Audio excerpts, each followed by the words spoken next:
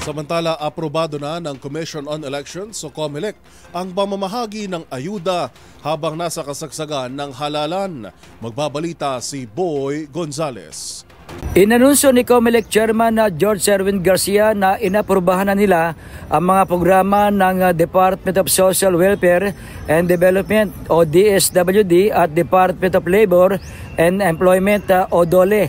Kabilang sa mga ito ang tulong pangkabuhayan sa mga disadvantaged workers o TUPAD at assistance to individual in crisis situation. Ayon kay Garcia, ilalabas nila sa mga susunod na araw ang guidelines sa tamang pamamahagi ng mga ayuda ng pamahalaan. May mga nag-apply na sa amin para sa pagbibigay ng ayuda at ang COMELEC po, katandaan ng lahat, ay hindi magiging hadlang para sa pagtulong sa ating mga kababayan, lalo na po yung mga mahihirap nating kababayan. Kaya lang, ang atin lang pong pakiusap sa mga ahensya na hihingi ng ayuda, sana naman po, ayusin po ninyo yung paghingi ng exemption sa amin. Kinakailangan specify mabuti, ayusin ang particulars para naman malaman namin kung yan ay gagamitin sa pamumulitika o talagang tunay na yan ay gagamitin sa pagtulong sa mga kababayan natin.